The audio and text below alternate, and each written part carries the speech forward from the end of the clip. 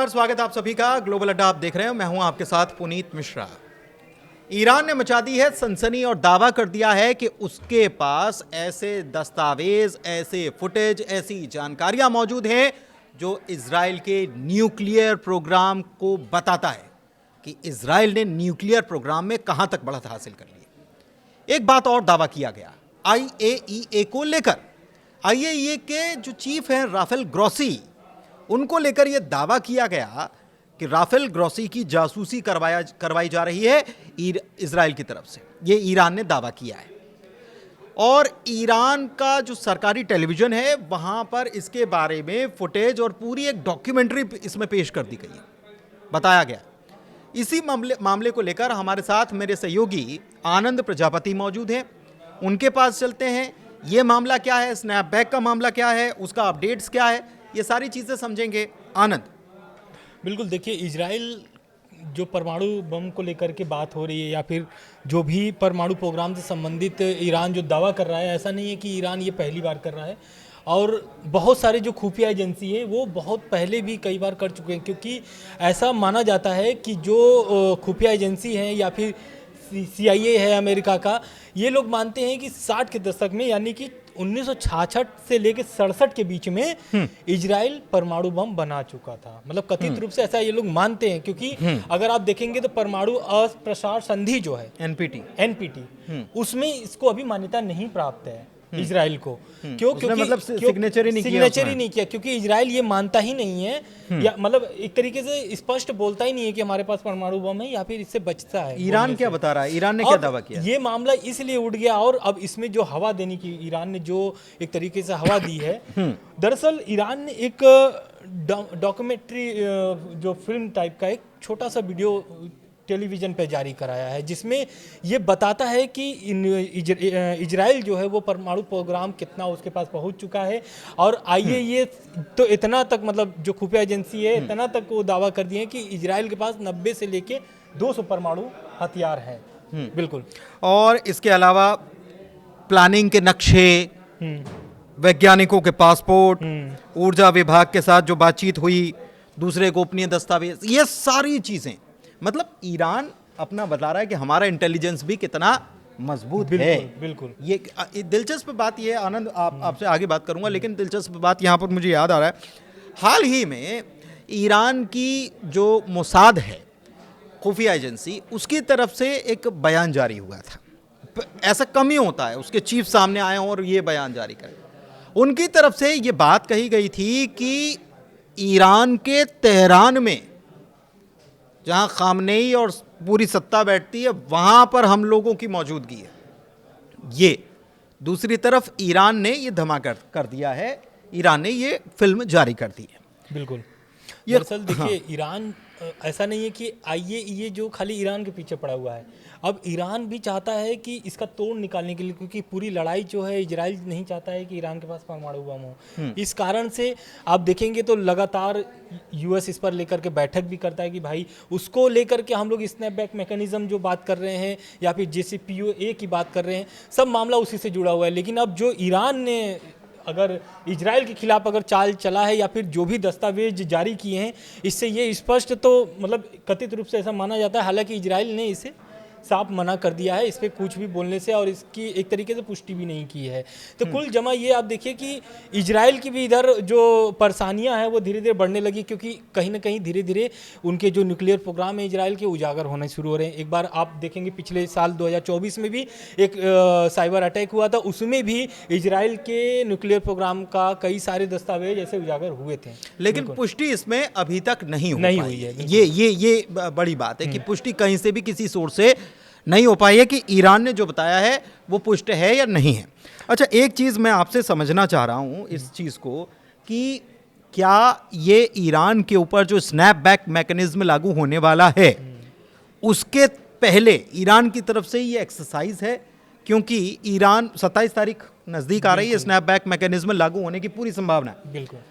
तो क्या खामनेई का ये बयान कि हम हथियार नहीं बनाने जा रहे हैं, दूसरी तरफ पेजेश्कियान ने UN में ये बात कही कि हम हथियार नहीं बनाने जा रहे हैं, तो ये बातें जो हैं हम केवल अपनी ऊर्जा, अपनी ज़रूरतों के लिए एनरिचमेंट कर रहे हैं, तो ये क्या इसकी एक टैक्टिक्स है ईरान की, क्या माने? बिल्कुल, देखिए ईरान अब चाहता है ना कि एकदम उलझा करके रखना चाहता है यूएस और ख़ास करके इजराइल को, क्योंकि स्नैपबैक मैकेनिज़्म के बारे में हम लोग पहले भी आप बता चुके हैं, लेकिन स्नैपबैक मैकेनिज़्म पूरी तरीके से अगर देखा जाए तो 18 अक्टूबर है, लेकिन ये 6 दिन उनके लिए बहुत अहम है ईरान के लिए, क्योंकि E3 जो देश है इनके खिलाफ ईरान में वोटिंग भी हुई थी, जिसमें सिर्फ 4 देश ही साथ में आए थे ईरान के, बाकी 9 देश जो है इनके खिलाफ ये वोटिंग किए थे। तो कहीं ना कहीं वहाँ पर ईरान की हार ही मानी जा रही है। तो अब ईरान खामनेई तो आप पहले ही भी बोल चुके हैं और मसूद पेजेश्कियान भी बोल चुके हैं, लेकिन अब जो मामला एक और आया है, पूरे जो ईरान के जो MP सांसद हैं वो जो उन्होंने कुछ जो दिया है, उन्होंने वो दिया, मैं उसके ऊपर आऊं, उसके ऊपर जानकारी दर्शकों को दें हम। उससे पहले मैं ये समझना चाह रहा हूं कि IAEA के राफेल ग्रॉसी को लेकर क्या कहा गया और कुछ सबूत पेश किए गए हैं क्या?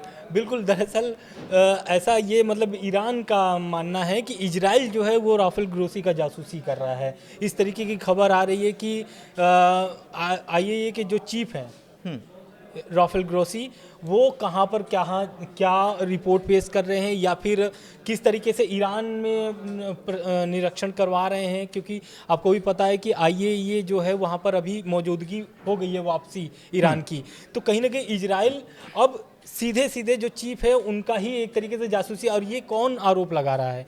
ये आरोप ईरान की तरफ से लगाया गया है कि इस तरीके का राफेल ग्रॉसी जो है वो जहाँ जाते हैं या फिर जहाँ पे भी उनकी मौजूदगी होती है, या फिर वो जो भी खुफिया तंत्र, एक तरीके से IAEA तो खुफिया ही, वो तो ये भी आरोप लगा रहे हैं कि राफेल ग्रॉसी जो है वो हमारी इंफॉर्मेशन जो है वो इजराइल को प्रोवाइड करवा रहे हैं। बिल्कुल बिल्कुल। अच्छा, तो ये सही बात, वही मैं बोल रहा हूँ कि राफेल ग्रॉसी का क्या आगे का प्लान होगा इस पर भी, क्योंकि आपको भी पता है कि इजराइल का जो खुफिया तंत्र है मोसाद, वो पूरे दुनिया में मतलब एक तरीके से मशहूर है, क्योंकि उनकी खुफिया जो तंत्र है बहुत मजबूत होती है। हाँ, तो सेंध लगाने में माहिर, बिल्कुल सेंध लगाने के माहिर है। तो कहीं ना कहीं ये एक ऐसे भी बोल सकते हैं कि आरोप लगाने वाली बात भी हो, इसको दूसरे तरीके से। लेकिन ईरान की तरफ से दलील ये दी जा रही है कि हमारे परमाणु वैज्ञानिकों की जानकारी इजराइल के पास पहुंच कैसे जा रही है बगैर इसके, और हमने तो परमिशन केवल IAEA को दे रखी है। तो ये इसके पीछे कारण है। अच्छा, सांसदों की बात आप बता रहे थे, थोड़ा बताइए शॉर्ट में।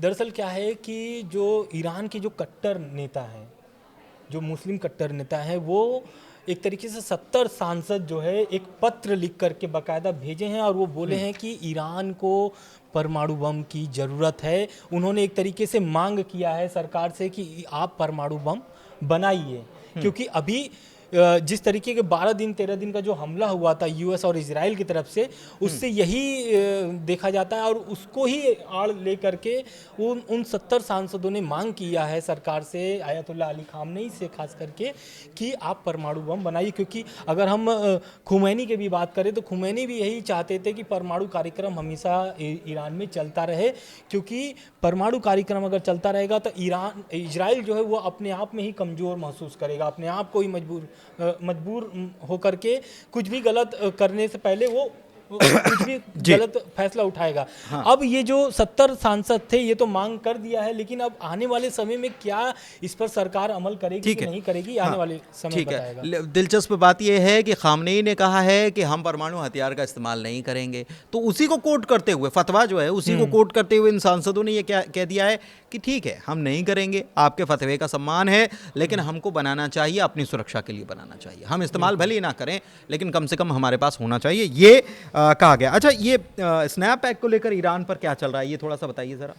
स्नैपबैक को लेकर के तो पहले UNGC में जैसा भी आपने देखा कि E3 जो देश थे, UK, फ्रांस, जर्मनी, उन्होंने तो साफ लिया करके प्रस्ताव रख दिया और बोला कि भाई अगर ईरान बनाता है, ईरान अगर आप लोग अगर लेट करोगे तो स्नैपबैक मैकेनिज़्म के तहत अगर ईरान कुछ भी इस पर फैसला ले सकता है, क्योंकि रूस और चीन भी यही चाहते हैं। रूस चीन ने भी दक्षिण कोरिया का भी आपने देखा प्रस्ताव वीटो किया था। ठीक है। लेकिन अब इसमें क्या है कि ये चीज़ आप समझ जाइए, एक भी अगर वीटो लग जाता है, एक भी अगर वीटो लग जाएगा तो ईरान इसमें और कमज़ोर हो जाएगा, और लग भी गया है उस हिसाब से आप देख लीजिए। तीनों ने लगा दिया, बिल्कुल तीनों ने लगा दिया। तो कहीं ना कहीं ईरान की जो है वो परेशानियां बढ़ने वाली है, और ये जो 7 दिन आप बोल रहे हैं 6 दिन, इसमें हो सकता है कि ये लागू फिर से हो जाए। लागू फिर से हो जाए। अच्छा, एक चीज़ और है, एनपीटी को लेकर भी अभी हाल ही में जब ये हमले हुए, तमाम चीज़ें हुई, तो एनपीटी को लेकर भी एक प्रस्ताव लाया गया। उसके ऊपर बहुत ज़्यादा काम अभी भले ही नहीं हुआ हो ईरान की संसद में, लेकिन एनपीटी से हम बाहर निकल जाएं, इसको लेकर भी चर्चाएं हैं। अच्छा, एक चीज़ और है आनंद की, कुछ 6 महीने का वक्त मिल जाए, वापस ईरान चीज़ों को सुधार पाए, इसको लेकर भी कुछ कहा जा रहा है ई3 की तरफ से। ई3 की तरफ से कहा तो जा रहा है, लेकिन ऐसा कुछ अब समय देने की उनकी मतलब नहीं, लेकिन कुछ नियत- घंटे तो हैं, अगर वो सहयोग देना शुरू कर दें तो। बिल्कुल सहयोग, लेकिन ऐसी अभी कोई बातचीत चर्चा तो शुरू देखने के लिए नहीं मिल रही है, क्योंकि आप भी देखे होंगे कि रूस और चीन की तरफ से भी ये डिमांड किया गया था कि ईरान को समय देना चाहिए स्नैपबैक मैकेनिज्म के तहत, और 6 महीने का अगर उसको समय मिल जाता है तो कहीं ना कहीं अपनी चीज़ों को वो सुधार सकता है। हालांकि लेकिन आप समझिए, स्नैपबैक मैकेनिज्म अगर फिर से लागू होता है तो कहीं ना कहीं यूएस और इस पे दबाव बना सकता है, क्योंकि यूएस ऑलरेडी इससे तो निकल चुका है, स्नैप JCPOA के तहत से निकल चुका है, लेकिन अगर JCPOA फिर से अगर लगता है तो कहीं ना कहीं इस पर ईरान की जो कमजोरी है उस पर यूएस और एक कील ठोक सकता है। ठीक है। अच्छा, एक चीज़ और है, ये चलते चलते जानकारी आपको हम दे देते हैं कि ई3 ने ईरान को एक प्रकार से वार्निंग दी है कि आप या तो पारदर्शिता बरत लो, IAEA को सहयोग करना शुरू कर दो, फुल एक्सेस दे दो, यूरेनियम का स्टॉक पाइल क्या है आपके पास इसके बारे में बता दो, और अगर ऐसा आप करते हो तो हम 6 महीने के लिए इस मामले को टाल सकते हैं। अगर आप ऐसा करते हो 6 महीने के लिए टाल सकते हैं, ये कहा जा रहा है। और अगर नहीं करते हो तो आपके पास समय बहुत कम है, 27 तारीख बहुत करीब आ रही है, उसके बाद क्या होता है। लेकिन आप ये समझ लीजिए कि आने वाले 5-6 दिन जो है वो लगातार ईरान पर चर्चा पर केंद्रित रहने वाले हैं। फिलहाल ग्लोबल अड्डा में इतना ही, दोनों को दीजिए इजाजत। बहुत धन्यवाद। धन्यवाद।